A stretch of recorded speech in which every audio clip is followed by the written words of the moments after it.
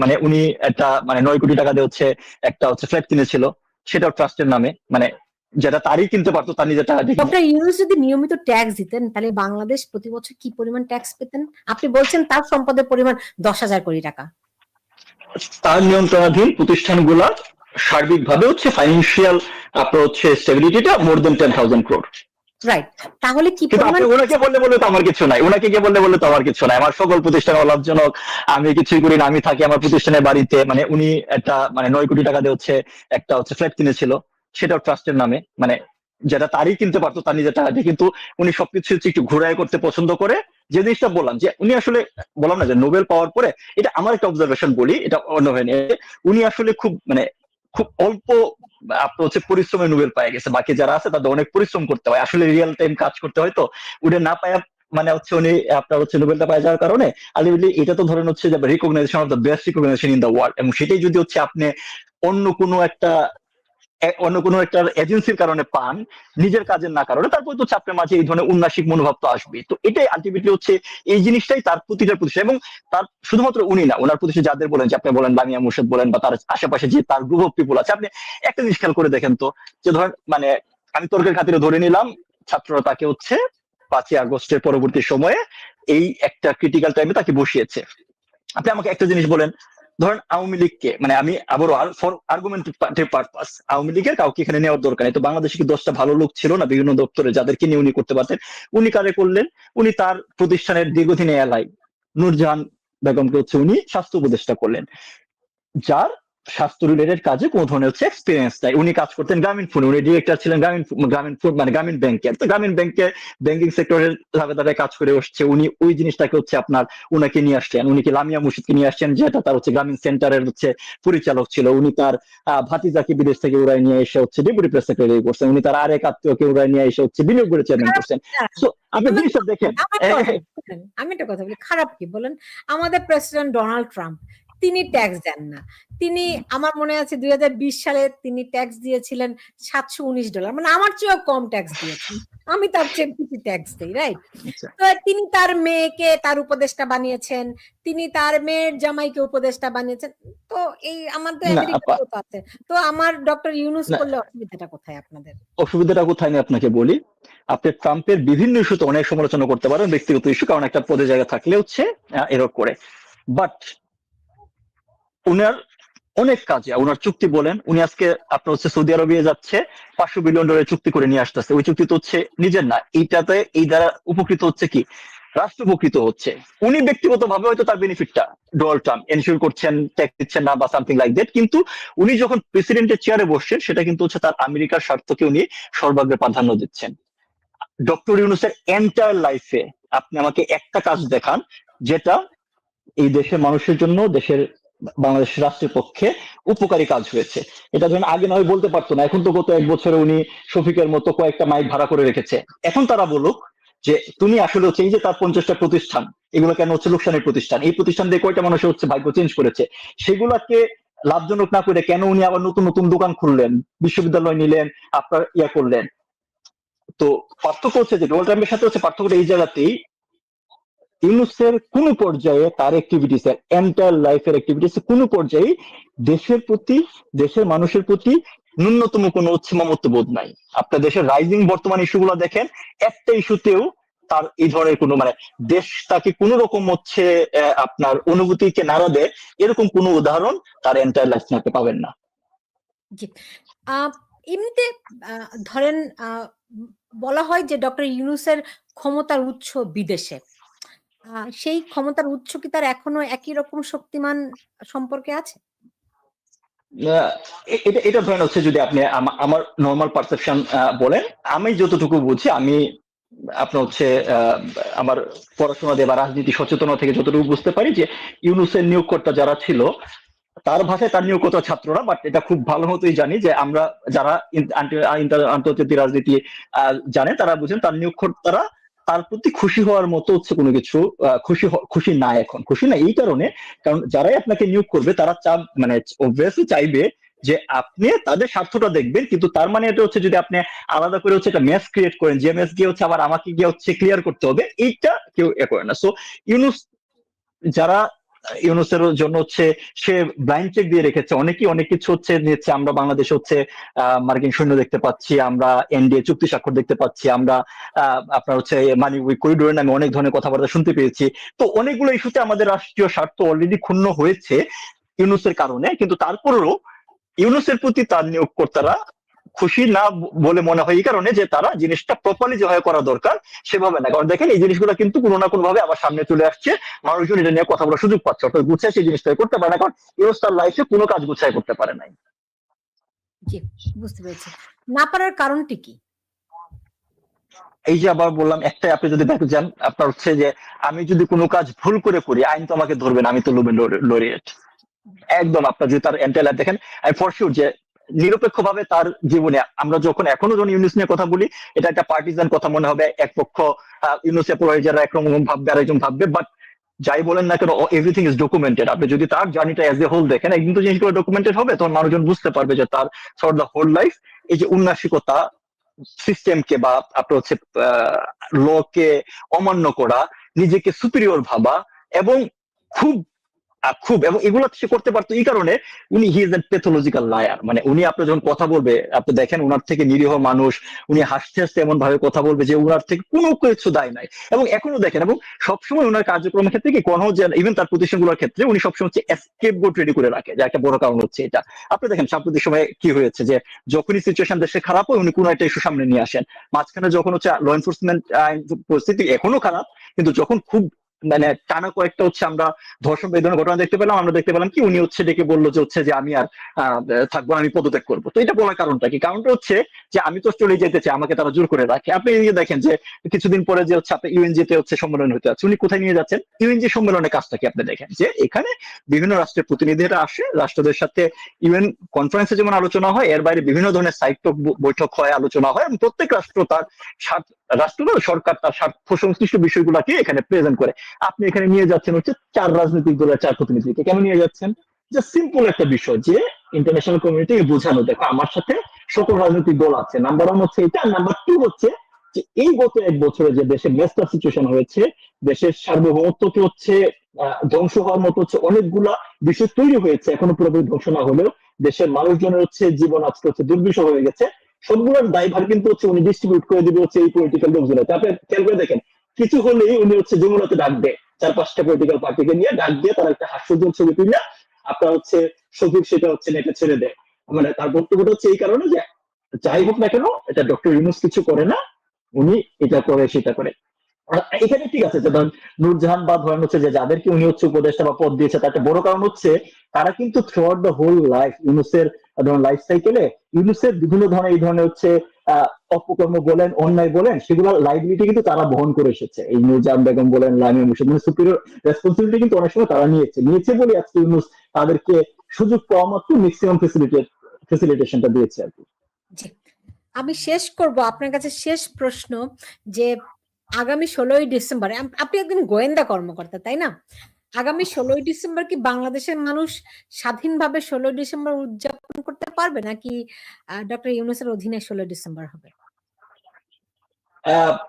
আপনার দেখেন এখানে এটা এক লাইনে জবাব, মানে এটা তো হচ্ছে ধরেন রাজনৈতিক বক্তব্য দিতে হইলে হচ্ছে আপনার বলতে হয় মানুষকে আশার মানে বাণী শোনাইতে হয়। আবার যদি আপনার গোয়েন্দা কর্মকর্তা, সেই আপনি একজন গোয়েন্দা কর্মকর্তা। আমি আমি আমি কিন্তু পুরো কোথাও আমি হচ্ছে আপনার হচ্ছে গোয়েন্দা কর্মকর্তা হিসেবে বলি নাই, কারণ হচ্ছে আমি আবারও বললাম আমি একজন অ্যাক্টিভিস্ট হিসেবে বলেছি না। আমি যেটা জিনিসটা বলি যে আমরা we are in deep trouble. আমি আপনাকে কোনো টাইম ফ্রেম বলতে পারছি না, আমরা ট্রাবল একটা খুব মানে ডিপ মানে যেটা বলে যে তারাপদ রায়ের ভাষায় বলতে হয় আসলে আমাদের সর্বনাশ হয়ে গিয়েছে। কারণ হচ্ছে যে আমাদের বাংলাদেশটা যে ইন্টারন্যাশনাল আপনার হচ্ছে একটা কনফ্লিক্টের হচ্ছে আপনার থিয়েটারে পরিণত হয়েছে, এই জিনিসটা আমাদের জন্য হচ্ছে খুবই দুঃখজনক। তার কারণটা হচ্ছে যে এখান থেকে আমি শঙ্কিত এটা ভেবে যে আমরা আসলে অক্ষত মানচিত্র নিয়ে বের হয়ে আসতে পারবো কিনা এই ঝামেলা থেকে, এটা নিয়ে কিন্তু আমি আসলেই শঙ্কিত। কারণ যে স্টেক হোল্ডার গুলা দীর্ঘ সময় হচ্ছে এই ইউনুসকে তৈরি করে, আমাদের একজন না কিন্তু পাশাপাশি 2 দেশে 2জন নোবেল লরেট তৈরি করেছে, তো যারা দীর্ঘ সময় হচ্ছে আপনার তাদেরকে তৈরি করে ইনভেস্ট করেছে তারা এত সহজে কিন্তু ছেড়ে দিবে না। প্লাস একই সাথে হচ্ছে দেশের ভিতরের এন্টায়ার স্ট্রাকচারটা এখন হচ্ছে যুদ্ধাপরাধী, আপনার হচ্ছে স্বাধীনতা বিরোধীদের দখলে। আপনার ডাকসু এবং হচ্ছে জাকসুতে কি হয়েছে আপনারা দেখতে পেয়েছেন। দৃশ্যমান হচ্ছে আপনার কারচুপি হওয়া সত্ত্বেও কেউ ভয়েস রেজ করতে পারছে না। ঢাকা বিশ্ববিদ্যালয় সকল আন্দোলনের সূতিকাগার বলা হয়, তাই এটা নিয়ে গর্ব করতো। সেই ঢাকা বিশ্ববিদ্যালয়ে আপনার হচ্ছে নারীদের বেশ্যা বলে গালি দেওয়া হচ্ছে। সেই ঢাকা বিশ্ববিদ্যালয় হচ্ছে আপনার যুদ্ধবন্দীর সংগঠন হচ্ছে আপনার হচ্ছে একটা মেটিকুলাস ডিজাইন নির্বাচনের মাধ্যমে ডাকসু দখল করে নিচ্ছে, কেউ কথা বলছে না। সো অবস্থা যদি বলেন যে এস্টাবলিশমেন্টের বড় অংশ আসলে হচ্ছে স্বাধীনতা বিরোধীদের দখলে গিয়েছে। কিন্তু একই সাথে আমি আশাবাদী হই এই কারণে যে যে জিনিসটা, যে আমি আবারও বললাম, ইউনুস কোনো কাজ গুছায় করতে পারে না, কারণ সে বলে হইলে হবে, আমি তো হচ্ছে কিচ্ছু পাত্তা দিই না, আমার তো হচ্ছে বড় ভাইরা আছে, আমার নিয়োগকর্তারা আছে, they will take care of it. যেহেতু সে গুছায় করে না, তার কারণেই কিন্তু গত 1 বছরে তাদের এই ভণ্ডামি, তাদের এই দেশ বিরোধী চরিত্র, তাদের হচ্ছে আপনার নেগেটিভ মেন্টালিটি, তাদের যে সুদূর প্রসারী চক্রান্ত, এই জিনিসগুলো কিন্তু অনেকাংশেই এসেছে। আপনি নিজে বলেন, আপনার তো হচ্ছে 5 আগস্ট পরবর্তী সময়ে হচ্ছে আপনার কথা বলছেন খুবই আপনার ইয়াতে, আপনি নিশ্চয়ই আপনি হচ্ছে এই ফ্লেভারটা পাবেন যে প্রথম দিকে কথা বলার ক্ষেত্রে হচ্ছে আপনার আমাদের গণমাধ্যমে মানে আমাদের সামাজিক যোগাযোগ মাধ্যমে আমাদের প্রোফাইল নিচে যে পরিমাণ গালি আসতো, যে পরিমাণ নেগেটিভ ভাই, আপনি দেখেন এই জিনিসগুলো কিন্তু হচ্ছে চেঞ্জ হচ্ছে। তো এই যে কথা বলার মাধ্যমে মানুষজনের পারসেপশনে চেঞ্জ হচ্ছে, এটা আমার একটা আশার দিক দেখায়।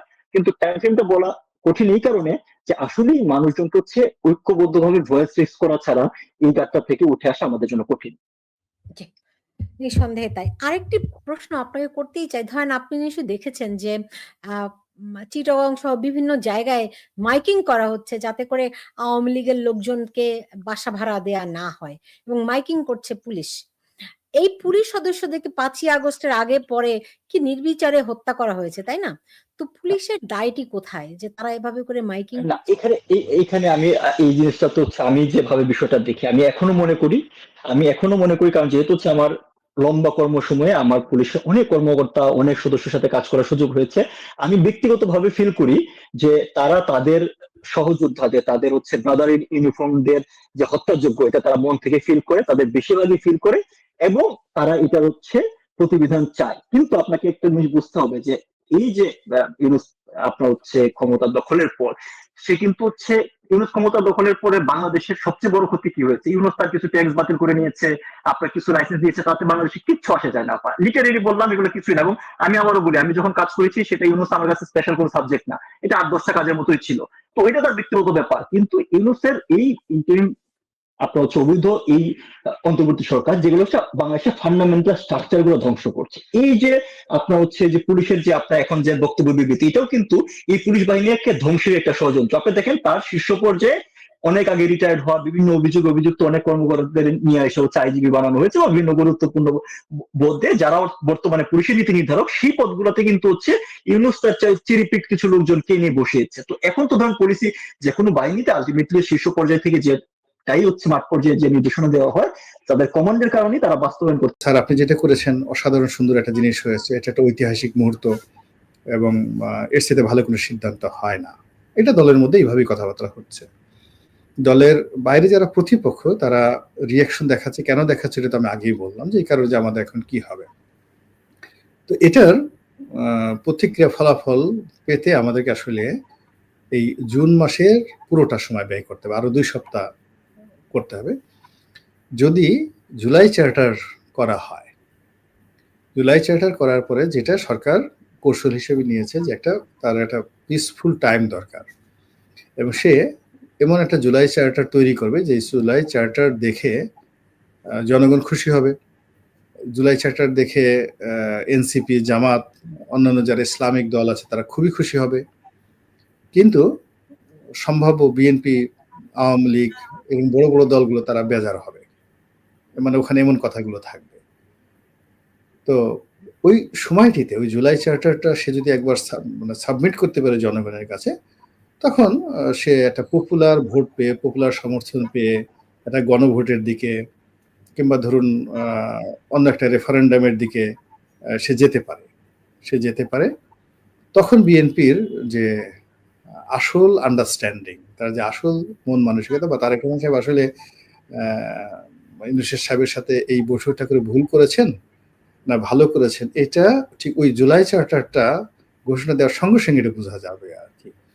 তবে এখানে যে ঐক্যমত হয়েছে, কথাবার্তা হয়েছে, এগুলো যদি আসলেই বাস্তবায়িত হয়, ফেব্রুয়ারিতে নির্বাচন হয়, দুই পক্ষই তাদের অঙ্গীকারের প্রতি সমর্থন দেখায়, এবং এখানে যদি অন্য কিছু না থাকে, আমার কাছে মনে হচ্ছে যে বর্তমান চলমান যে অচল অবস্থা তার সাথে এটা ভালো হবে, তুলনামূলকভাবে এটা ভালো হবে। কিন্তু এটা যদি কেবলই মাত্র একটা লোক দেখানো হয়, উভয় পক্ষের একটা ব্রিদিং টাইমের জন্য দরকার হয়, টাইম পাসের জন্য দরকার হয়, একে অপরকে চালাকি করার জন্য এটা দরকার হয়, এই বৈঠকটা হয়ে থাকে, তাহলে দুটো দলেরই দুর্ভোগ আছে কপালে।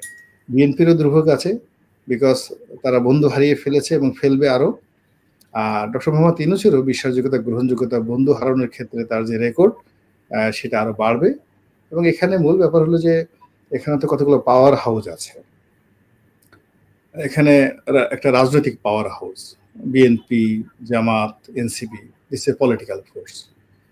Another is a military force, cantonment কেন্দ্রিক একটা ফোর্স। আর একটা ফোর্স হলো ব্যুরোক্রেসি, সচিবালয় কেন্দ্রিক একটা ফোর্স। আর চতুর্থ ফোর্সটি হলো ডক্টর মোহাম্মদ ইউনূস এবং তার যারা সহযোগী দেশি বিদেশি যারা বন্ধু রয়েছেন। তো আমাদের এই যে একটা চতুর্ভুজ তৈরি হয়েছে এবং চার কোণা থেকে একটা যাকে বলা হয় ক্ষমতার যে একটা সঞ্চালন লাইন, মনে করেন চারদিকে চারটা আপনার পাওয়ার স্টেশন আছে, 10 মেগাওয়াট করে সেখানে হয়েছে। তো গত 10 মাস ধরে এই চারটি পাওয়ার হাউসের মধ্যে যে তার ছিল, কানেক্টিভিটি ছিল, সঞ্চালন লাইন ছিল, এখন এই তারেক রহমান সাহেবের বৈঠকের পরে এই সঞ্চালন লাইনগুলো সব ছিঁড়ে গেছে। এখন সবকিছু করে আবার রিসাপেল হতে হবে সঞ্চালন লাইনগুলো।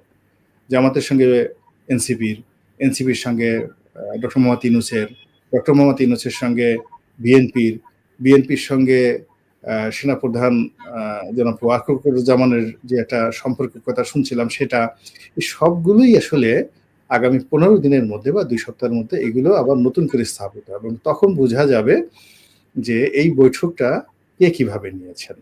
যদি দেখি যে না সবাই ইটস ওয়েলকাম, সেনাপ্রধান ওয়েলকাম জানিয়েছেন এবং তিনি যদি বলেন না ঠিক আছে, আমি তো ডেডলাইন দিয়েছি যে জানুয়ারি মাসের 1 তারিখে একটা নতুন সরকার আসবে, এটা তো রাজনৈতিক দলগুলোর জন্য।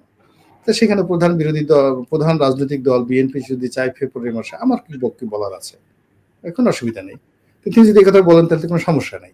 আর তিনি যদি মনে করেন যে আমি তো এই কথাগুলো বলেছি, আমার তো নর্মালি ডক্টর মোহাম্মদ ইউনূসের অনুগত থাকা উচিত, তাকে সহযোগিতা করা উচিত, তা না করে আমি দেশে একটা শান্তি প্রতিষ্ঠা করতে চাইলাম, একটা রাজনৈতিক কালচার প্রতিষ্ঠা করতে চাইলাম, যা কিছু করেছি বলেছি এ তো বিএনপির জন্য বলেছি বা যারা ক্ষমতা আসবে তাদের জন্য বলেছি, যত নির্বাচন হবে তত হবে। তো আমার সাথে আলাপ আলোচনা না করে আমাকে মাঝপথে রেখে হঠাৎ করে এরকম একটা বৈঠক হলো, তাহলে আমি কি হলাম? আমি ইনঅ্যাক্টিভ থাকবো।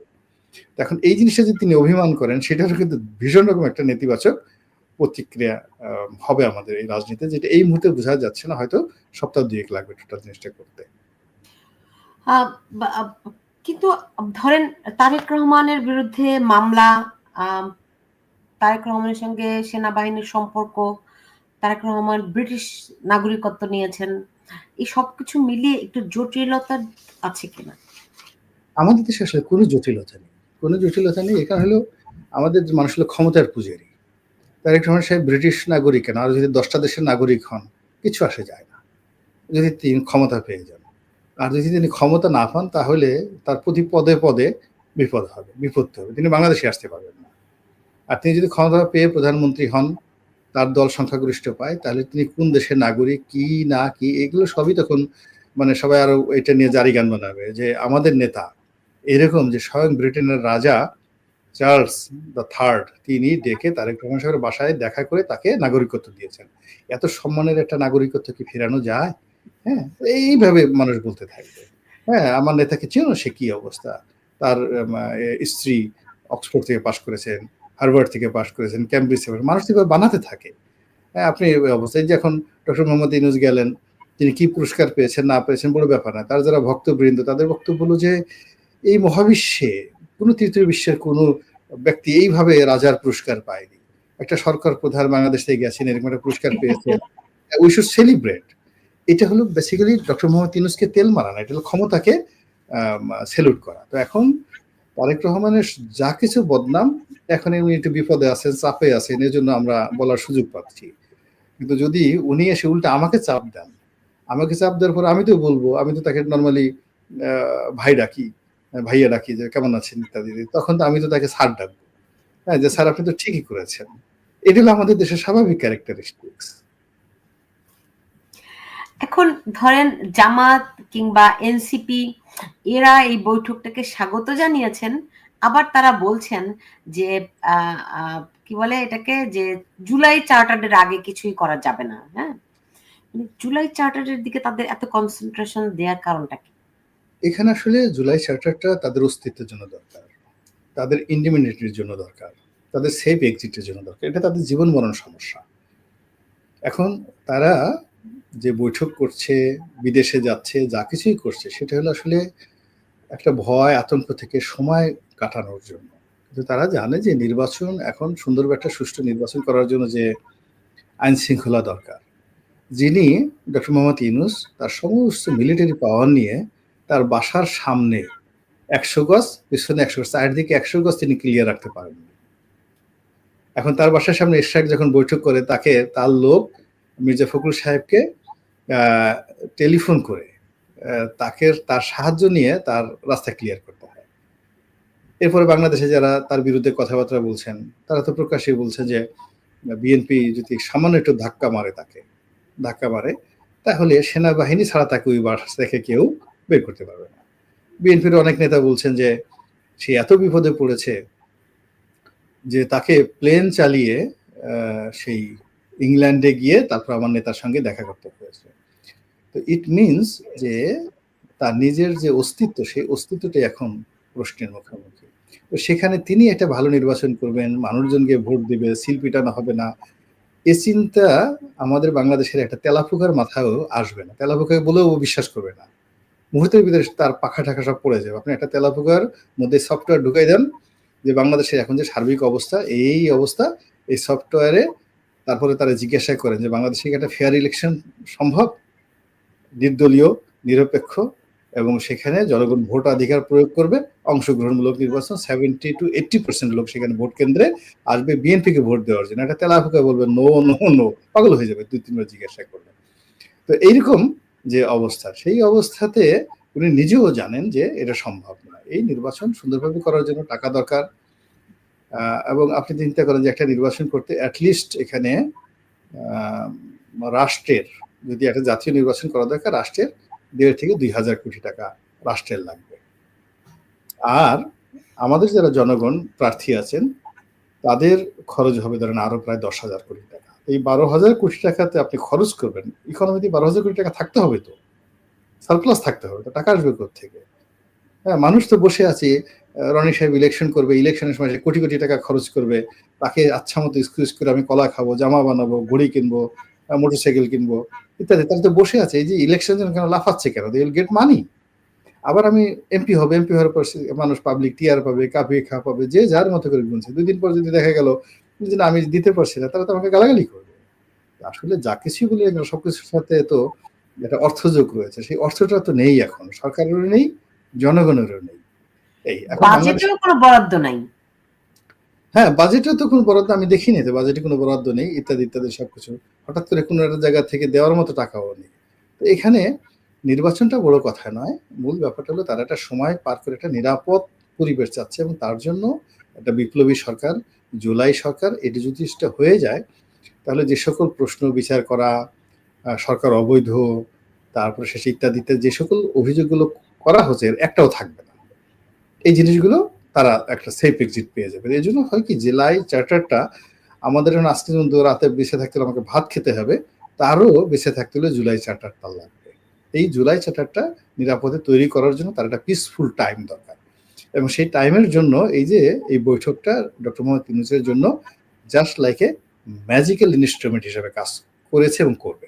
অন্ততপক্ষে ধরেন আর 15 দিন 1 মাস তো বিএনপি কোনো কথা বলতে পারবে না, এক্সট্রিমে যেতে পারবে না, বুঝতে পারছেন? বড় জোর ধরেন এরশাদ যে এখন উনি আন্দোলন করছে, সে যে 7 দিন আন্দোলন করার পর ডক্টর মোহাম্মদ ইউনূস তাকে বলে দেয় যে ঠিক আছে দিয়ে দিলাম, তার তো কোনো ক্ষতি নাই, কিন্তু স্টপ হয়ে গেল, সঙ্গে সঙ্গে স্টপ হয়ে গেল। স্টপ হওয়ার পরে এরপর যদি বিএনপি আরেকটা পদ চায়, উত্তরের পদ চায়, তখন লোকজনই খারাপ বলবে, এটা বিএনপি খুব খারাপ একটা দল।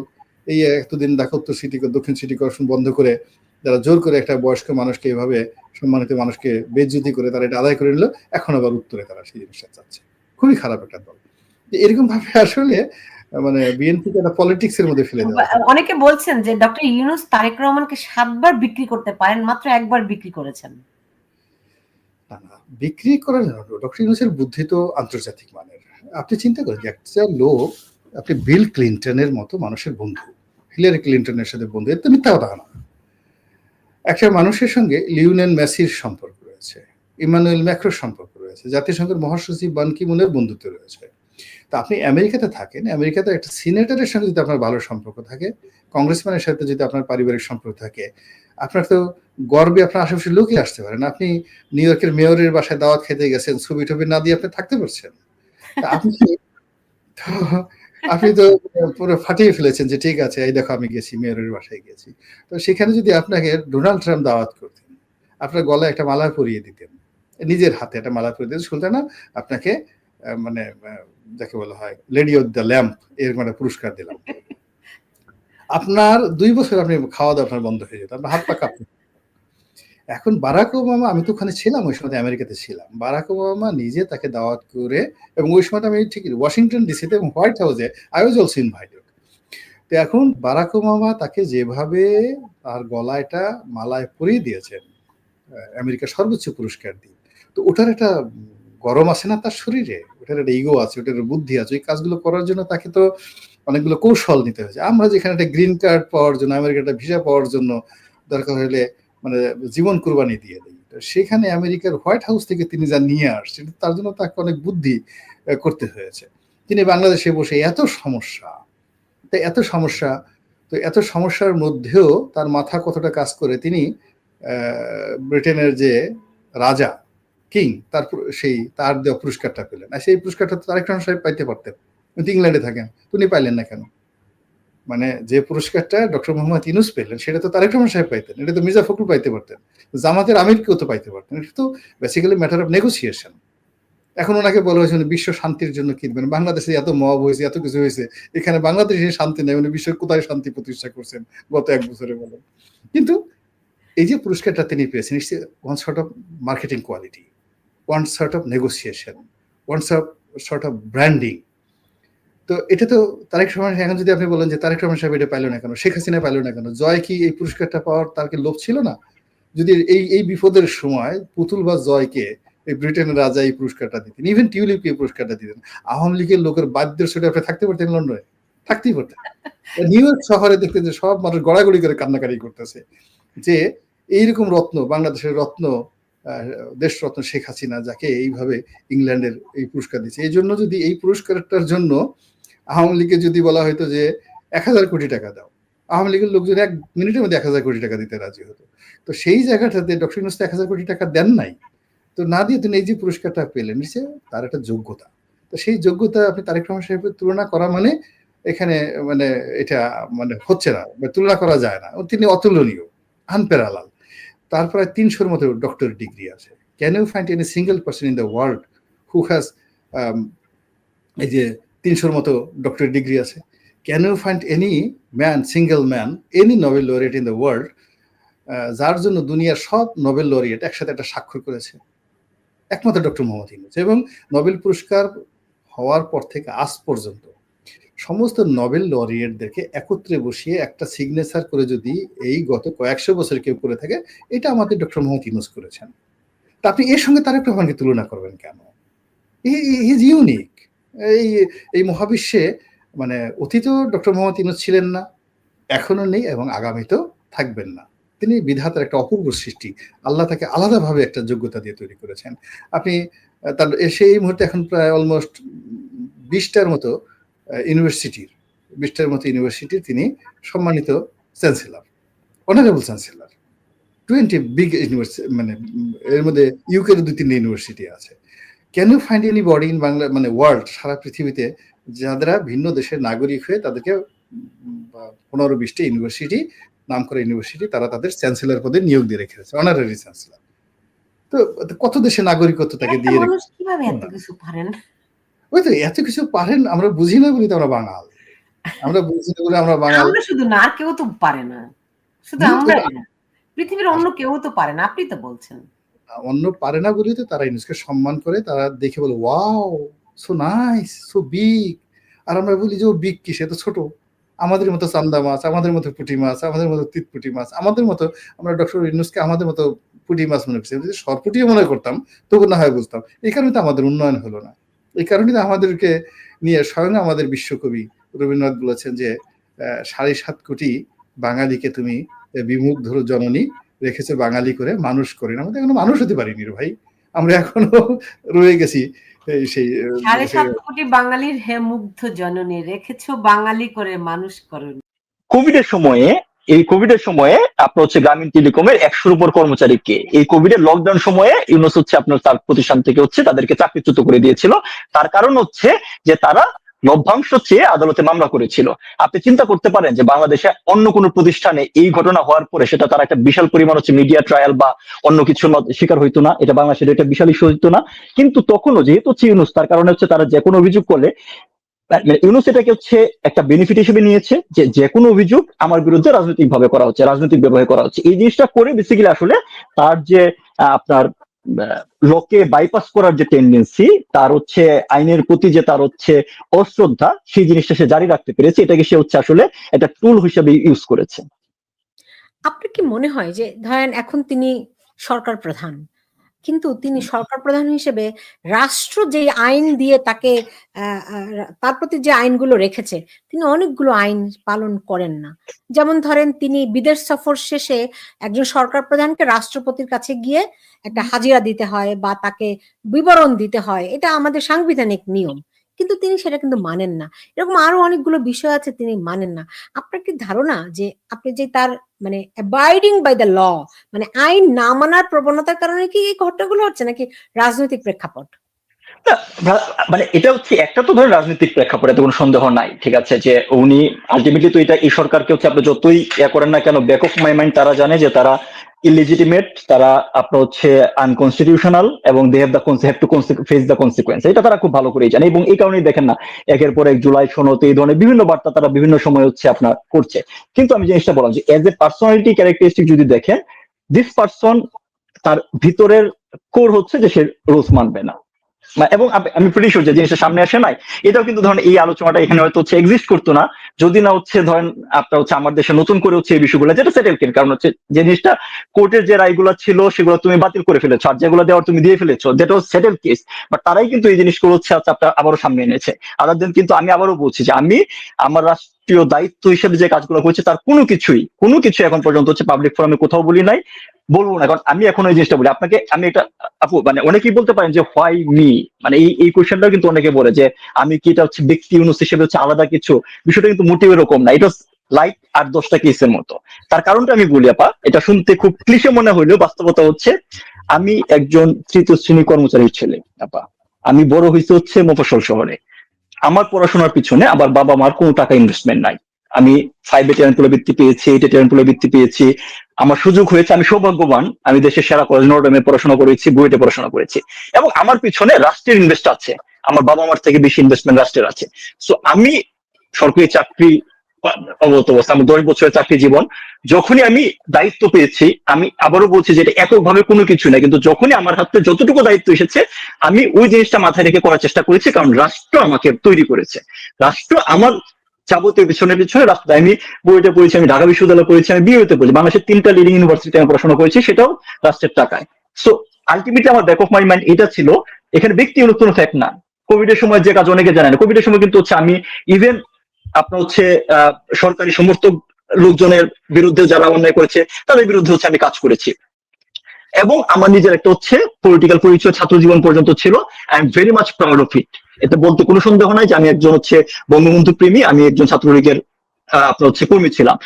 কিন্তু আমি যখন পেশাগত দায়িত্ব পালন করেছি, যে কেউ আত্মস্বীকার নিচ্ছে আমার পেশাগত জীবনে 10 বছর সবকিছু হচ্ছে আমাদের নিশ্চয়ই আমার দফতরের ডকুমেন্টই আছে, দেখতে পারে। আমি আমার পেশাগত জায়গায় বাইরে দেখি না।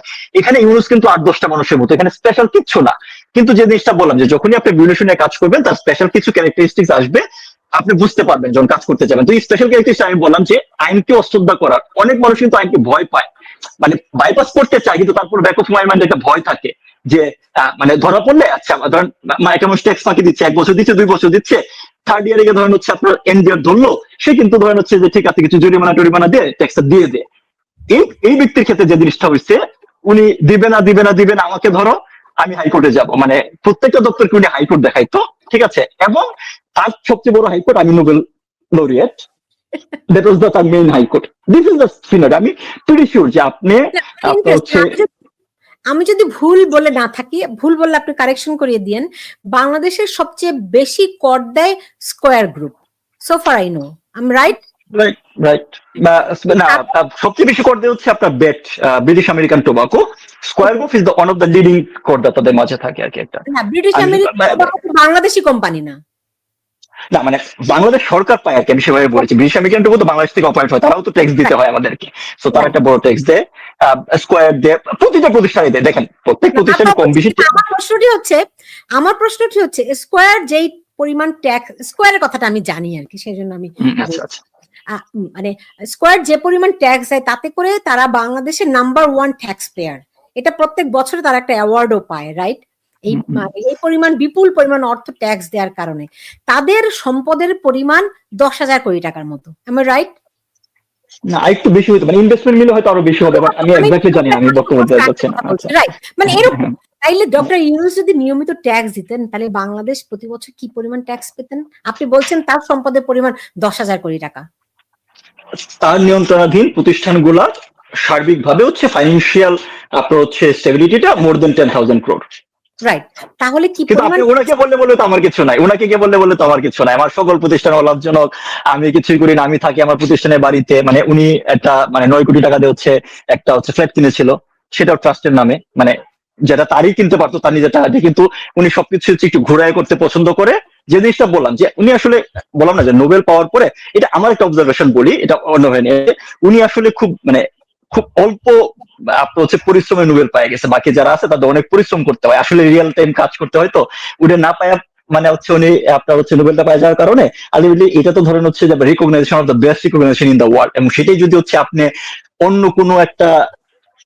কোনো একটা এজেন্সির কারণে পান, নিজের কাজের না কারণে, তারপর তো আপনার মাঝে এই ধরনের উন্নাসিক মনোভাব তো আসবেই। তো এটাই আলটিমেটলি হচ্ছে এই জিনিসটাই তার প্রতিটা প্রতিষ্ঠান, এবং তার শুধুমাত্র উনি না, ওনার প্রতিষ্ঠান যাদের বলেন, যে আপনি বলেন লামিয়া মুর্শেদ বলেন, বা তার আশেপাশে যে তার গ্রুপ অফ পিপল আছে, আপনি একটা জিনিস খেয়াল করে দেখেন তো, যে ধরেন মানে আমি তর্কের খাতিরে ধরে নিলাম ছাত্ররা তাকে হচ্ছে 5ই আগস্টের পরবর্তী সময়ে এই একটা ক্রিটিক্যাল টাইমে তাকে বসিয়েছে।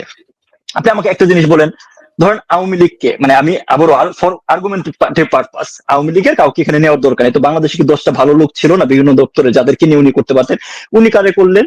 উনি তার প্রতিষ্ঠানের দীর্ঘদিনে এলাই নূরজাহান বেগমকে হচ্ছে উনি স্বাস্থ্য উপদেষ্টা করলেন, যার স্বাস্থ্য রিলেটেড কাজে কোনো ধরনের হচ্ছে এক্সপিরিয়েন্স নাই। উনি কাজ করতেন গ্রামীণ ফোনে, উনি ডিরেক্টর ছিলেন গ্রামীণ ব্যাংকের। তো গ্রামীণ ব্যাংকে ব্যাংকিং সেক্টরের ধারে কাজ করে আসছে উনি, ওই জিনিসটাকে হচ্ছে আপনার উনাকে নিয়ে আসছেন, উনি কি লামিয়া মুর্শিদকে নিয়ে আসছেন, যেটা তার হচ্ছে গ্রামীণ সেন্টারের হচ্ছে পরিচালক ছিল। উনি তার ভাতিজাকে বিদেশ থেকে উড়াই নিয়ে এসে হচ্ছে ডেপুটি প্রেস সেক্রেটারি করছেন, উনি তার আরেক আত্মীয়কে উড়াই নিয়ে এসে হচ্ছে বিনিয়োগ বোর্ডের চেয়ারম্যান করছেন। তো আপনি জিনিসটা দেখেন, আমি একটা কথা বলি, খারাপ কি বলেন? আমাদের প্রেসিডেন্ট ডোনাল্ড ট্রাম্প, তিনি ট্যাক্স দেন না। তিনি, আমার মনে আছে 2020 সালে তিনি ট্যাক্স দিয়েছিলেন $719, মানে আমার চেয়েও কম ট্যাক্স দিয়েছেন, আমি তার চেয়ে বেশি ট্যাক্স দিই, রাইট? তো তিনি তার মেয়েকে তার উপদেষ্টা বানিয়েছেন, তিনি তার মেয়ের জামাইকে উপদেষ্টা বানিয়েছেন। তো এই আমাদের আমেরিকাতে তো আছে, তো আমার ডক্টর ইউনূস করলে অসুবিধাটা কোথায় আপনাদের? অসুবিধাটা কোথায় আমি আপনাকে বলি, আপনি ট্রাম্পের বিভিন্ন ইস্যুতে অনেক সমালোচনা করতে পারেন, ব্যক্তিগত ইস্যু, কারণ একটা পদে জায়গা থাকলে হচ্ছে এরকম করে, বাট উনার অনেক কাজে, উনার চুক্তি বলেন, উনি আজকে আপনার হচ্ছে সৌদি আরবে যাচ্ছে, $500 বিলিয়ন চুক্তি করে নিয়ে আসতেছে। ওই চুক্তি তো হচ্ছে নিজের না, এইটাতে এই দ্বারা উপকৃত হচ্ছে কি রাষ্ট্র উপকৃত হচ্ছে। উনি ব্যক্তিগত ভাবে হয়তো তার বেনিফিটটা ডোনাল্ড ট্রাম্প এনশিওর করছেন, ট্যাক্স দিচ্ছেন না বা সামথিং লাইক দ্যাট, কিন্তু উনি যখন প্রেসিডেন্টের চেয়ারে বসছেন, সেটা কিন্তু হচ্ছে তার আমেরিকার স্বার্থকে উনি সর্বাগ্রে প্রাধান্য দিচ্ছেন। ডক্টর ইউনূসের এন্টায়ার লাইফে আপনি আমাকে একটা কাজ দেখান যেটা এই দেশের মানুষের জন্য, দেশের বাংলাদেশ রাষ্ট্রের পক্ষে উপকারী কাজ হয়েছে। এটা যখন আগে নয় বলতে পারতো না, এখন তো গত 1 বছরে উনি শফিকের মতো কয়েকটা মাইক ভাড়া করে রেখেছে। এখন তারা বলুক যে তুমি আসলে হচ্ছে এই যে তার 50টা প্রতিষ্ঠান, এগুলো কেন হচ্ছে লোকসানের প্রতিষ্ঠান, এই প্রতিষ্ঠান দিয়ে কয়টা মানুষ হচ্ছে ভাগ্য চেঞ্জ করেছে, সেগুলাকে লাভজনক না করে কেন উনি আবার নতুন নতুন দোকান খুললেন, বিশ্ববিদ্যালয় নিলেন, আপনার করলেন। তো পার্থক্য হচ্ছে যে ডোনাল্ড ট্রাম্পের সাথে হচ্ছে পার্থক্যটা এই জায়গাতেই, ইউনূসের কোন পর্যায়ে তার অ্যাক্টিভিটিস, এন্টায়ার লাইফের অ্যাক্টিভিটিস কোন পর্যায়ে দেশের প্রতি, দেশের মানুষের প্রতি ন্যূনতম কোনো হচ্ছে মমত্ব বোধ নাই।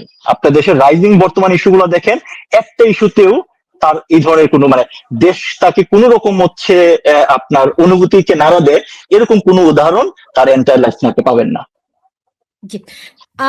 এমনিতে ধরেন বলা হয় যে ডক্টর ইউনূসের ক্ষমতার উৎস বিদেশে, সেই ক্ষমতার উৎস কি তার এখনো একই রকম শক্তিমান সম্পর্কে আছে?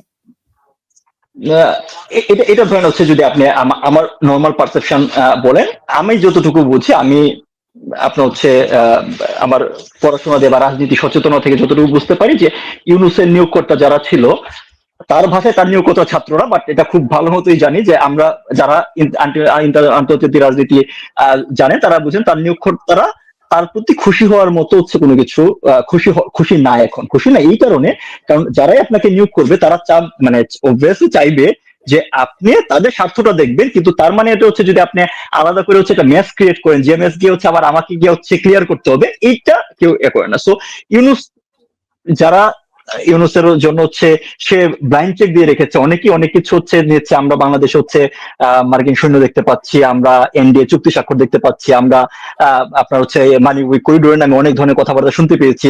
তো অনেকগুলো ইস্যুতে আমাদের রাষ্ট্রীয় স্বার্থ অলরেডি ক্ষুণ্ণ হয়েছে ইউনূসের কারণে, কিন্তু তারপরেও ইউনূসের প্রতি তার নিয়োগকর্তারা খুশি না বলে মনে হয় এই কারণে যে তারা জিনিসটা প্রপারলি যেভাবে করা দরকার সেভাবে না। কারণ দেখেন এই জিনিসগুলো কিন্তু কোনো না কোনো ভাবে আবার সামনে চলে আসছে, মানুষজন এটা নিয়ে কথা বলার সুযোগ পাচ্ছে, অর্থাৎ গুছায় সেই জিনিসটা করতে পারে না, কারণ ইউনূস তার লাইফে কোনো কাজ গুছায় করতে পারে নাই।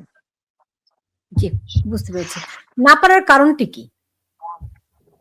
এই যে আবার বললাম, একটাই, আপনি যদি দেখে যান আপনার হচ্ছে যে আমি যদি কোনো কাজ ভুল করে করি আইন তো আমাকে ধরবে না, আমি তো নোবেল লরিয়েট।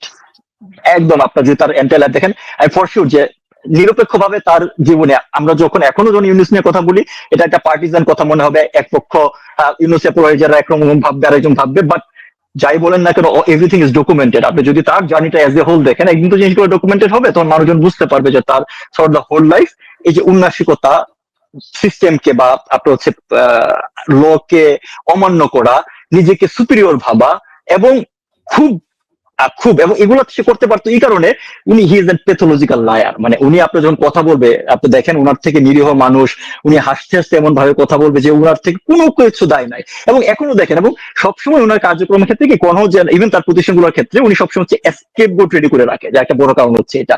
আপনি দেখেন সাম্প্রতিক সময়ে কি হয়েছে যে যখনই সিচুয়েশন দেশে খারাপ হয় উনি কোনো একটা ইস্যু সামনে নিয়ে আসেন, মাঝখানে যখন হচ্ছে ল এনফোর্সমেন্ট পরিস্থিতি এখনো খারাপ, কিন্তু যখন খুব মানে টানা কয়েকটা হচ্ছে আমরা ধর্ষণ এই ধরনের ঘটনা দেখতে পেলাম, আমরা দেখতে পেলাম কি উনি হচ্ছে ডেকে বললো যে হচ্ছে যে আমি আর থাকবো, আমি পদত্যাগ করবো। তো এটা বলার কারণটা কি? কারণটা হচ্ছে যে আমি তো চলে যেতে চাই, আমাকে তারা জোর করে রাখে। আপনি দেখেন যে কিছুদিন পরে যে হচ্ছে আপনি ইউএনজি তে হচ্ছে সম্মেলন হতে যাচ্ছে, উনি কোথায় নিয়ে যাচ্ছেন? ইউএনজি সম্মেলনের কাজটা কি আপনি দেখেন যে এখানে বিভিন্ন রাষ্ট্রের প্রতিনিধিরা আসে, রাষ্ট্রদের সাথে ইউএন কনফারেন্সে যেমন আলোচনা হয় এর বাইরে বিভিন্ন ধরনের সাইট বৈঠক হয়, আলোচনা হয়, এবং প্রত্যেক রাষ্ট্র তার সরকার তার স্বার্থ সংশ্লিষ্ট বিষয়গুলোকে এখানে প্রেজেন্ট করে। আপনি এখানে নিয়ে যাচ্ছেন হচ্ছে 4 রাজনৈতিক দলের 4 প্রতিনিধিকে। কেন নিয়ে যাচ্ছেন? যে সিম্পল একটা বিষয় যে ইন্টারন্যাশনাল কমিউনিটিকে বোঝানো, দেখো আমার সাথে সকল রাজনৈতিক দল আছে। নাম্বার 1 হচ্ছে এটা, নাম্বার 2 হচ্ছে যে এই গত 1 বছরে যে দেশে মেস্টা সিচুয়েশন হয়েছে, দেশের সার্বভৌমত্বকে হচ্ছে ধ্বংস হওয়ার মতো হচ্ছে অনেকগুলা বিষয় তৈরি হয়েছে, এখনো পুরোপুরি ধ্বংস না হলেও দেশের মানুষজনের হচ্ছে জীবন আজকে হচ্ছে দুর্বিষহ হয়ে গেছে। সবগুলোর দায়ভার কিন্তু হচ্ছে উনি ডিস্ট্রিবিউট করে দিবে হচ্ছে এই পলিটিক্যাল লোকজনের। আপনি খেয়াল করে দেখেন কিছু হলেই উনি হচ্ছে যমুনাতে ডাক দেয়, 4-5টা পলিটিক্যাল পার্টিকে নিয়ে ডাক দিয়ে তারা একটা হাস্যজ্জ্বল ছবি তুলে আপনার হচ্ছে সজীব সেটা হচ্ছে নেটে ছেড়ে দেয়। মানে তার বক্তব্যটা হচ্ছে এই কারণে যে যাই হোক না কেন এটা ডক্টর ইউনূস কিছু করে না, উনি এটা করে সেটা করে। এখানে ঠিক আছে যে ধরেন নূরজাহান বা ধরেন হচ্ছে যে যাদেরকে উনি হচ্ছে উপদেষ্টা বা পদ দিয়েছে তার একটা বড় কারণ হচ্ছে তারা কিন্তু throughout the whole life ইউনূসের ধরুন লাইফ সাইকেলে ইউনূসের বিভিন্ন ধরনের এই ধরনের হচ্ছে অপকর্ম বলেন, অন্যায় বলেন, সেগুলো লাইবিলিটি কিন্তু তারা বহন করে এসেছে। এই নূরজাহান বেগম বলেন, লামিয়া মুর্শিদ, মানে সুপিরিয়র রেসপন্সিবিলিটি কিন্তু অনেক সময় তারা নিয়েছে বলে আজকে ইউনূস তাদেরকে সারা বাংলাদেশে তার যে দলের ভিতরে আনরুলি লোকজন ঢুকে গেছে, এরা হয়তো গত 15 বছর আসলে অনেকেই বিএনপির সঙ্গে ছিলেন না, কিন্তু এই পট পরিবর্তন পরে অল অন এ সাডেন তারা হাইব্রিড বিএনপি হিসেবে, বা ওবায়দুল কাদের সাহেব যেটাকে কাউয়া বলতেন, কাউয়া আওয়ামী লীগ, তেমনি হাইব্রিড মুরগি বা কাউয়া যে প্রকৃতির যে সকল লোক বিএনপির নামধারী সেই সমস্ত লোক বিএনপির মধ্যে ঢুকে গেছেন। 2 নম্বর হলো যে আওয়ামী লীগের কিছু বর্ণচোরা তারাও কিন্তু মানে ঢুকে গেছে বিএনপির মধ্যে, এবং স্থানীয় যারা লুটপাটের যে গোষ্ঠীটা টেকনাফ থেকে তেঁতুলিয়া পর্যন্ত মানুষের জীবন অতিষ্ঠ করে ফেলছে, ভীষণভাবে অতিষ্ঠ করে ফেলছে। তো এই জিনিসগুলো আমরা যারা সাধারণ আমজনতা আমরা যেভাবে বুঝছি, বিএনপির হাইকমান্ডও বুঝছে। এখন থানা পুলিশ বলেন, ডিসি বলেন, এরা ওই স্থানীয়ভাবে যে টাউট বাটপার, এদের বেশিরভাগ লোকের সাথে মিলেমিশে তারা এই কাজ করছে। যারা অনেস্ট অফিসার তারা নীরবে সহ্য করছে, কান্নাকাটি করছে, আর যারা দুষ্ট চক্র তারা ওদের সাথে মিলেমিশে ভাগাভাগি করছে। এবং যারা, আপনি জানেন যে এই ডিসিএসপি নির্বাচন মানে মনোনয়ন একটা বিরাট অর্থ, হাজার হাজার কোটি টাকার অর্থ এখানে লেনদেন হয়েছে। এবং একজন ডিসি যদি সে অনেক টাকা দিয়ে নিয়োগ লাভ করে থাকে, তাহলে তো এই সময়টাতে তার টাকাটা তুলতে হবে। তো সেই টাকাটা তোলার জন্য সারা দেশে যে তাণ্ডব চলছে, সেই তাণ্ডবে প্রশাসনের কর্তা ব্যক্তি একই সঙ্গে পাবলিকের মধ্যে যে সকলে যে নতুন হাইব্রিড কাউয়ার টাইপের যে সব বাজে লোক হয়ে গেছে, এইগুলোর কারণে বদনামটা হচ্ছে কিন্তু বিএনপির, অন্য কারণে নেই। আর যা কর্ম ঘটছে এগুলোকে আবার 10 মুখে প্রচার করার জন্য আওয়ামী লীগ আছে, জামাত আছে, এনসিপি আছে, আবার যেখানে এনসিপি আছে সেখানে আবার তাদের অপকর্ম প্রচার করার জন্য বিএনপি আছে, অন্য সবাই আছে। মানে এখানে আসলে ইউনাইটেডলি কোনো কিছু হচ্ছে না, যার যার অবস্থান থেকে একে অপরকে হেয় করার জন্য, ছোট করার জন্য প্রচারণা চালাচ্ছে। এবং এই অবস্থা যদি আর কিছুদিন চলতে থাকে, ভোটের মাঠে ভোট দেওয়ার মতো, ভোট চাওয়ার মতো কোনো অবস্থা থাকবে না বিএনপি।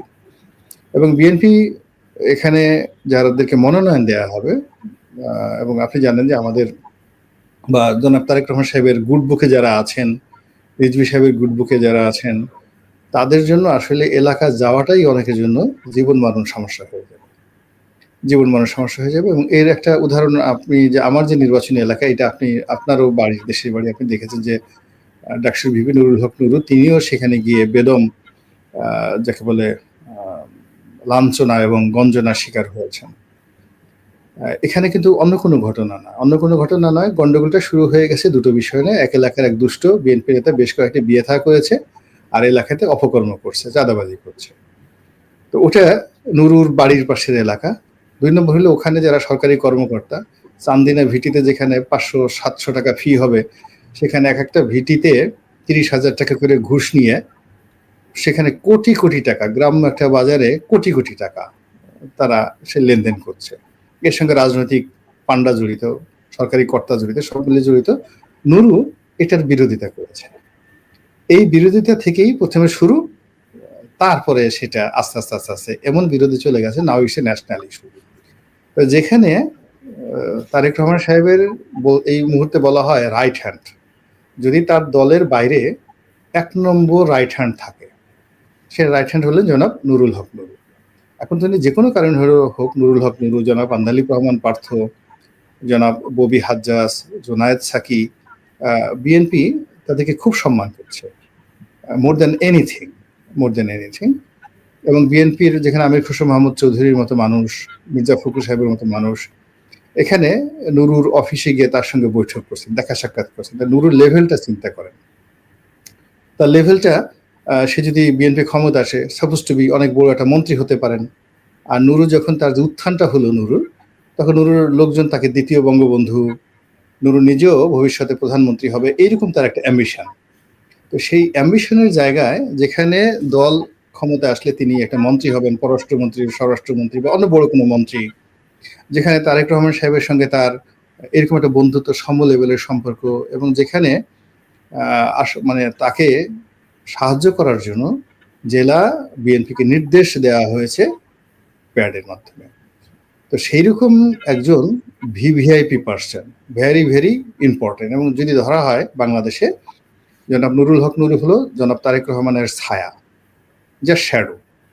এখন সেই তারেক রহমান সাহেবের শ্যাডোকে যদি তার নির্বাচনী এলাকাতে গিয়ে একটা ইউনিয়ন পর্যায়ের বিএনপি নেতাকর্মীদের হাতে মানে লাঞ্ছিত হতে হয়, তাহলে আগামীতে যারা বিএনপির মনোনয়ন নিয়ে যাবেন, যেখানে রিজভী সাহেবের সিগনেচার আছে, ফখরুল সাহেবের সিগনেচার আছে, তাদের কপালে কি দুর্ভোগ আছে, কি শনির দশা আছে, এটা তো ইজিলি বোঝা যায়। তো এটা একটা টেস্ট কেস, এখানে 300 সিটের একটা টেস্ট কেস, যেখানে ঈগল পাখি নুরুর যদি এই অবস্থা হয়, তাহলে অন্যান্য যারা মানে দলের সাধারণ অখ্যাত লোক, নয়তো সারা বাংলাদেশে ওয়ার্ল্ডে চেনা, যেখানে তাকে ইসরায়েলের মোসাদ তাকে চিনে, তাকে রয়ের এজেন্ট বলা হয়, তাকে মানে দিল্লিতে তাকে নিয়ে আলাপ আলোচনা হয়, আমেরিকার অ্যাম্বাসেডর মানে তার সঙ্গে দেখা করতে আসে। এইরকম একজন গুরুত্বপূর্ণ ব্যক্তিকে একটা চরের মধ্যে ফেলে সেই বিএনপির যারা নেতাকর্মী তারা এইভাবে অপদস্থ করতে পারে।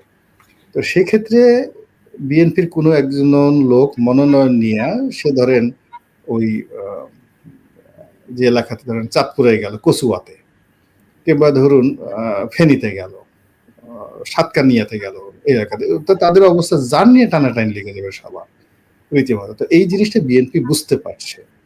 তো বুঝতে পারার জন্য তার জন্য আসলে একটা নির্বাচন প্লাস একটা অ্যাডমিনিস্ট্রেটিভ হেল্প, সাহায্য তাদের খুব বেশি দরকার। তো সেই দরকারের কারণেই তারা এই ডক্টর মোহাম্মদ ইউনূসের সাথে এই বৈঠকটি খুব জরুরি মনে করেছে। দ্বিতীয়ত হলো যে বিএনপি তো অনেক দিন ধরে ক্ষমতার বাইরে, সে 2006 থেকে মাজা ব্যথা হয়ে গেছে, পিঠ ব্যথা হয়ে গেছে, ঘাড় ব্যথা হয়ে গেছে।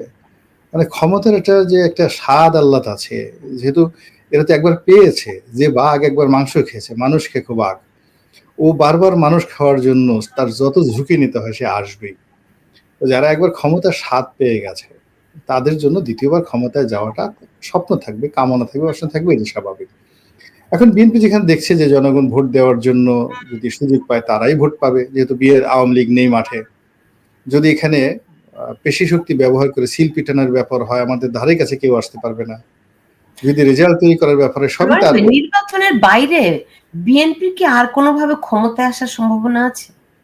নির্বাচন ছাড়া তো বিএনপির আর কোনোভাবে ক্ষমতা আসার কোনো সম্ভাবনা নাই, আর বিএনপি সেটা নিজেও জানে।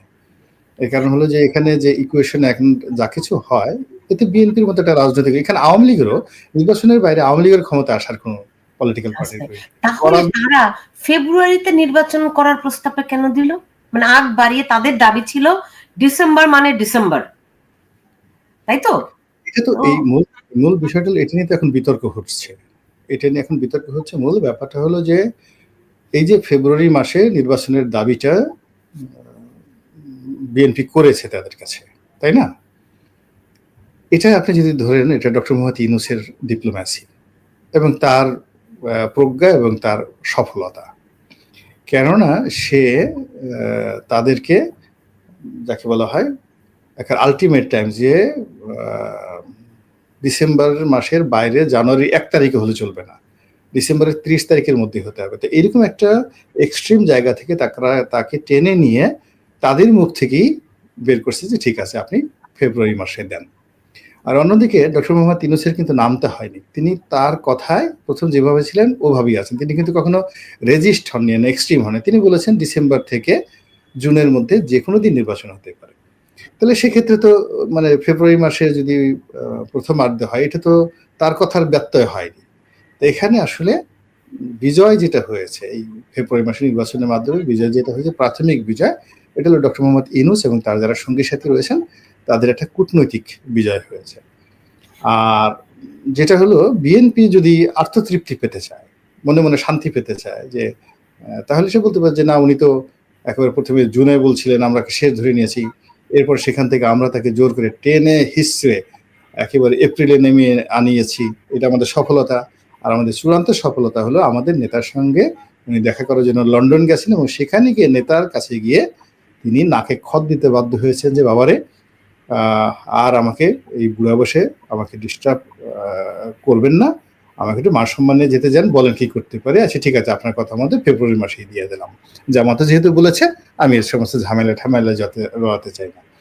এটা হলো একেবারে 1 2 তে যেভাবে 2 + 2 4 হয়, ওইরকম একটা সাধারণ সরল অঙ্ক যদি করেন তাহলে এইভাবে আপনি ব্যাখ্যা করতে পারেন। কিন্তু আপনি যদি চাণক্য নীতিতে যান, রাজনীতিতে নিতে চান, তো সেক্ষেত্রে আসলে ডক্টর মোহাম্মদ ইউনূস তার যে প্রজ্ঞা, তার যে কৌশল, এখানে তিনি দেখিয়েছেন কলা, খাইয়েছেন মূলা, অথবা এখানে তিনি মানে যা কিছু করেছেন এখানে পুরোটাই তার ক্যারিশমা, সেটা ইতিবাচক নেতিবাচক যাই বলেন না কেন, এটা আমার কাছে ব্যক্তিগতভাবে মনে হয়েছে। জি, এখন ধরেন অনেকেই বলছেন যে আসলে যেই যৌথ বিবৃতিটা তারা দিয়েছে সেখানে সুনির্দিষ্ট করে তো বলা হয়নি যে ফেব্রুয়ারিতে নির্বাচন হবে। এখানে অনেকগুলো যদি আছে, কিন্তু আছে, অনেকগুলি ফ্যাক্টর আছে। হ্যাঁ, তো অনেক কিছু হতে পারে। আপনি জানেন যে মিয়ানমারে কিন্তু নির্বাচন আছে ডিসেম্বরে, এবং এইবার মিয়ানমারের নির্বাচনটি কে কেন্দ্র করে এই অঞ্চল অনেক উত্তপ্ত হওয়ার আশঙ্কা আছে, ভয়াবহ পরিস্থিতি হওয়ার আশঙ্কা আছে। সেই ক্ষেত্রে আমরা তো ডেফিনেটলি প্রভাবিত হব। ফেব্রুয়ারিতে কি নির্বাচন আদৌ হবে? এখানে হাইপোথেটিক্যাল মানে কোনো কথাবার্তা বলার কোনো সুযোগ নাই এই অ্যাট দিস মোমেন্ট। এর কারণ হলো আপনি জানেন যে প্রতিদিনই আমাদের অবস্থা বিশ্বের সাথে তাল রেখে পরিবর্তিত হচ্ছে। যেমন ধরুন এখন আমাদের দেশের ১ নম্বর সমস্যা মানে সেটা হলো অর্থনৈতিক সমস্যা, এবং যেভাবে জিডিপি এগুচ্ছে তাতে ২০২৬ সনের একেবারে শুরুর দিকে জানুয়ারি মাসের দিকে একটা ২০২৬ না ২৫ সনের আশ্বিন এবং কার্তিক মাসে ভাদ্র এবং আশ্বিন এই সময়টাতে একটা দুর্ভিক্ষের যে দাবানল বাংলাদেশে চালু হতে পারে, শুরু হতে পারে এই বছরে, মানে ২০২৫ সনে। আমি মনে করি এটা একটা আমাদের বাংলাদেশের প্রথম সমস্যা, এবং এই সমস্যা যদি শুরু হয়, ইলেকশন তো দূরের কথা, নিজের বাবার নাম মনে নেওয়ার মতো মানে অবস্থা কারোর থাকবে না, যার যার অবস্থা শুরু হয়ে যাবে। এই সময়টাতে আমি মানে কতগুলো গ্রাম অঞ্চলে গিয়ে দেখি যেটা গত ৩০-৪০ বছরে আমি কখনো শুনিনি। সেখানে ডিম চুরি করার জন্য ডিম চুরি হচ্ছে, মানে মুরগির ডিম চুরি করার জন্য সংঘবদ্ধ গ্রামে চোর বের হয়ে যাচ্ছে। কোনো বাড়িতে কলা রাখা যাচ্ছে না, কোনো বাড়িতে মুরগি রাখা যাচ্ছে না। এরকম ছোট ছোট যে সিসকে চুরি, এটা এমন পর্যায়ে চলে গেছে এবং এটার জন্য পুলিশের জীবন হারাম হয়ে গেছে। তারপর শেষে সেই চোরেরা টর্চ লাইট নিয়ে গিয়ে বিভিন্ন যারা গৃহবধূ একসাথে চুরি ডাকাতি দুটো করছে, যেখানে পাচ্ছে চাকু ধরে কানের দুল কানের ইয়েটা খুলে নিয়ে যাচ্ছে। তো দুর্ভিক্ষ হলে এই জিনিসগুলো রীতিমতো কোন পর্যায়ে যাবে আপনি কল্পনাই করতে পারবেন না, যেটা 1974-এ ঘটেনি।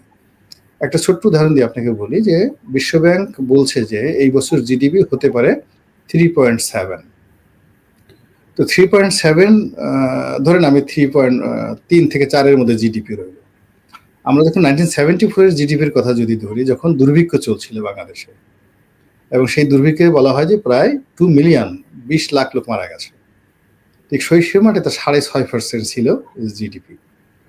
তো 6.5%, এবং ওই সময়টাতে কর্মহীন হয় না। এখন বিশ্বব্যাংকের হিসাব অনুযায়ী দেখেন আগের সেই 74-এর তুলনায় অর্ধেক জিডিপি, গত 10 মাসে 3 লাখ লোক অতি দরিদ্র হয়ে গেছে, আর 30 লাখ লোক অতি দরিদ্র হয়ে গেছে, মানে যারা দরিদ্র ছিল তারা একেবারে ছিন্নমূল হয়ে গেছে। এবং এর বেশিরভাগ নারী যারা নারী কর্মজীবী ছিলেন, এবং আরো প্রায় 28 লাখ লোক মানে বিশ্বব্যাংকের হিসেবে, সরকারি হিসেবে তারা চাকরিচ্যুত হয়েছে। So it is a prime problem. তার সঙ্গে আবার দেখেন এখানে যে করোনা হিট করে ফেলেছে, আবার এই যে শুরু হলো অপ্রত্যাশিত ইরান এবং যাকে বলে ইসরায়েল যুদ্ধ। এবং এই ইরান ইসরায়েল যুদ্ধ, তারপরে আপনি আবার যেটা বললেন যে সামনে আবার মায়ানমারের যে পরিবেশ পরিস্থিতি, ফলে বাংলাদেশের এই যে রাজনৈতিক অবস্থা সবকিছু নির্ভর করছে অর্থনীতির উপর, বৈশ্বিক পরিস্থিতির উপর। এখানে সবকিছু এখন ইচ্ছা করলে তারেক রহমান সাহেব, ইচ্ছা করলে জামাত বা ইচ্ছা করলে ইনু সাহেবের উপরে নির্ভর করবে না আগামী দিনগুলোতে। Is the reality. তাহলে এখন কি আপনার কি মনে হয় যে ডক্টর ইউনূস তিনি আগামী যে নির্বাচনের কথা বলেছেন, এটা কি একটা জাতীয় সরকারের দিকে অগ্রসর হচ্ছে? এটা বলা যাচ্ছে না। আমি আপনাকে একটা কথা বলি, যখন সাবেক প্রধানমন্ত্রী শেখ হাসিনা ছিলেন, আমি সেই 14-15 সন থেকে বলে আসা শুরু করছি যে শেখ হাসিনাকে যেতে হবে টুডে অর টুমরো।